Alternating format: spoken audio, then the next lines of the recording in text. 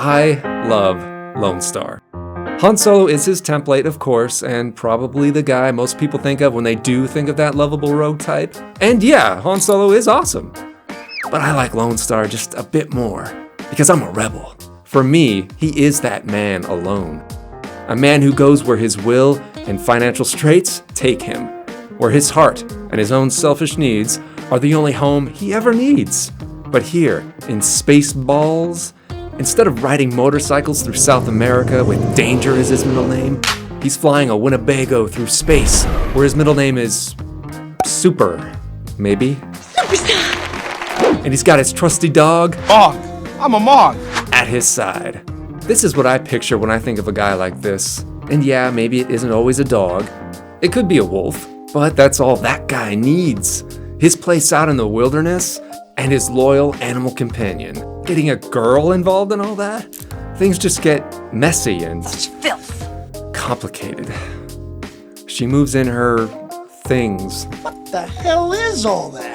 and before you know it, your furniture is on the wrong side of the room and your best friend is sleeping in the doghouse. But it's not because she put him there. He put himself there. Because the two can't exist together. The lone wolf, or dog, is bereft of romantic entanglements. You get yourself involved in that game and he's cast aside, forgotten. Then he runs away, out into the wilderness, never to be seen again. You go outside and you look for Zip or Skip or Charlie or whatever his name is. He's gone. Is your life over? Or is a new one just beginning? But before you contemplate all that, you're a lone star, like Lone Starr. Sure, his home may be mobile and his dog may be a Mog, but this is that guy, and the man that I wanted to be like when I grew up, because he lives by his own rules. He never has to clean up, he never has to shave, and he gets to wear a jacket and fedora like Indiana Jones. Lone Starr pre-Vespa is just cool. You've seen the type, I'm sure. They've got the look and the attitude. It's effortless. Can it be learned, or is a man born with it? But coolness aside, that mode of living can be a good life. He's right. He can do what he wants, when he wants. And that's a benefit that no one should ever underestimate. The freedom to choose. And without having to consider anyone else. And is that selfish? Yeah, absolutely. But can Lone Starr be more with someone? Is that simple life worth sacrificing for something maybe volatile?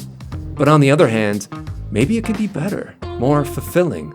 But he's not quite there yet. Right now, he's just looking after number 1 and 2, which is what takes him straight into a Royal pain in the... Lone Starr has choice, but not Vespa. So when it comes to freedom, she really has a lack of it. But I don't think her life is hard by any means. She's rich, she's royalty, she doesn't have to worry about working or monetary responsibility of any kind. I don't have to put up with this. I'm rich. Now, I'm not trying to slight her, that's just the circumstance she was born into. She can't control that any more than Lone Starr could. Yeah. But she is spoiled rotten. She has everything she wants. But the one thing she doesn't seem to have a lot of equity in is choice. Forced by her life circumstances, she's all set up to marry Princess Valium in the beginning. Sorry, it's the hair. Something she doesn't want, of course. But royalty must marry other royalty, so say the rules of this movie. I'm a princess, and I have to marry a prince. But what about Vespa gets what Vespa wants? Not with this. Because you can't buy love, right? So she's trapped. Nobody knows the trouble I see. Maybe she's too picky, yeah, but you know that's not all of it. It's because there was no love. And you gotta have love, man. And it's gotta be organic, not arranged like a business deal. It's like her life has already been mapped out, written in stone. In this way, I feel sorry for her. Because it looks like she has it all, but she doesn't have that. It's like her true passions are locked away in the tower of her own mind. The tower, Rapunzel! Rapunzel! Those passions can burn like a fire in the pit of your stomach, but left unreleased and we choke on the smoke of our own desires. So how much of yourself are you willing to sacrifice to satisfy expectations?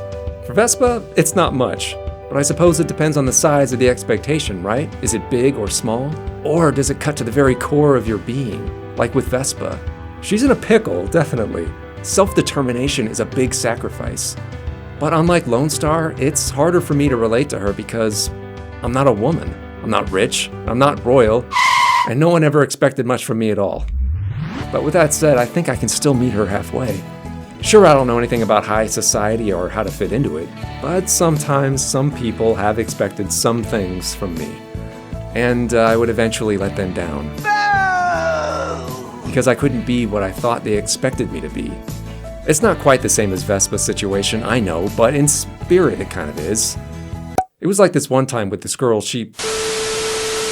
That was a wild one. When you feel the walls are closing in, you look for the nearest exit. And you kick and scream the whole way out because what else are you gonna do? Life gives you lemons, but you don't want lemonade. But you hang on for the hope that you'll hit a life bingo. Bingo.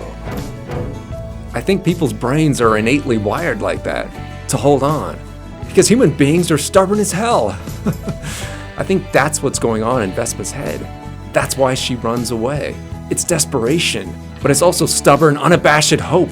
Her unwillingness to give in and drink that lemonade because the heart wants what it wants. So it took guts to run away like that. It wasn't very polite, but I applaud her. No more compromises. You gotta take a stand. The line must be drawn here! This far, no further. But she is kind of a brat, right? She's hoity-toity. She's beautiful, but she's mean. Marriage with her would be a nightmare. She needs to be retuned, defeated and occupied. But it would take a special kind of guy to break through those walls. Someone different. Someone who thinks outside the box. A guy unlike anyone she's ever met. Someone bright and singular. A lone star.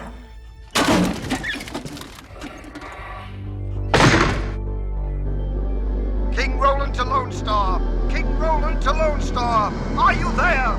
They're not just doing it for money. They're doing it for a shitload of money, right?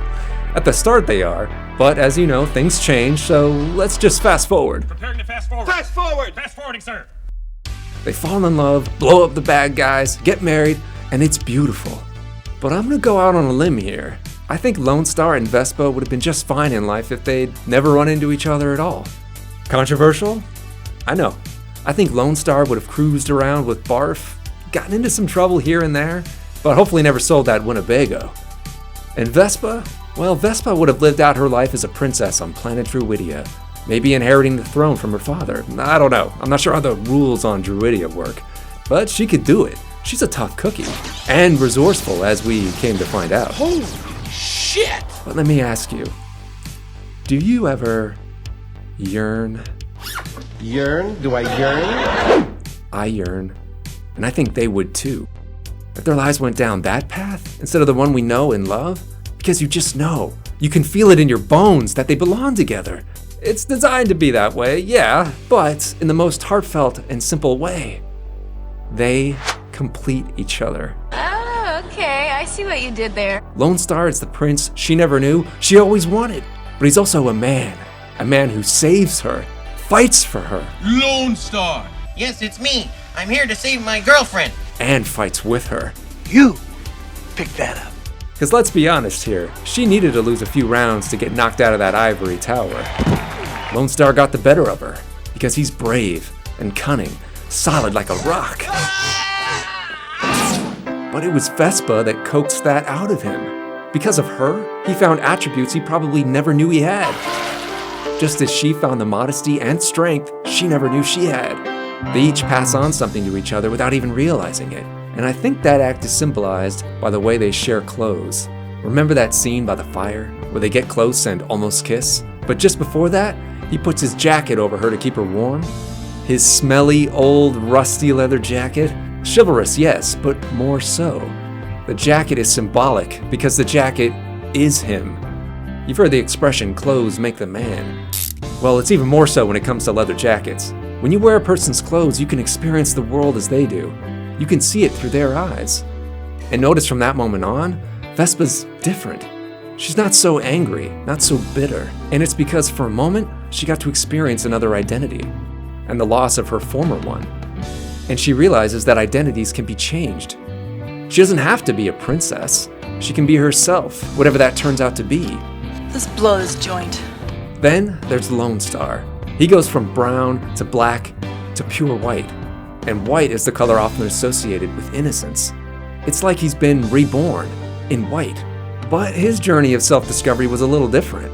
Unlike Vespa, who's known who she is her whole life, I am Princess Vespa, daughter of Roland, king of the druids. Lone Starr has never known. He's never known where he's from or who his parents are. But maybe that's why he became a drifter, because he never felt like he had a home. He felt lost because he didn't know who he was. And you can't set down roots if you've got nothing to plant. But now he does have something to plant. He knows he's Prince Lone Starr. So they get married and become the king and queen of Druidia. It works like gangbusters. But that being said, I do wish it would have been a little different. You see, I think it would have been cool if Vespa renounced her royal title, gave up all that pomp and circumstance, and then left with Lone Starr, who turned out to be no one really. Like at the end of The Last Jedi, he makes his own identity. And then they moved to a nice little home somewhere in the Ford galaxy, where they maybe started their own business. Successful or not, it doesn't matter. They don't need space bucks, just love. I love you. I love you. I don't know, something like that. I think it would have been a better resolution for Vespa's character and shown more growth for the both of them. But what do I know? At least Lone Starr is still awesome. Who would have thought that a Winnebago with wings would have been so cool? So in the end, Lone Starr and Vespa brought out the best in each other. And that's the kind of ending I can always get behind. But that's all I have to say about that. But stay tuned for Pongo's review of Spaceballs 5,000. Pongo.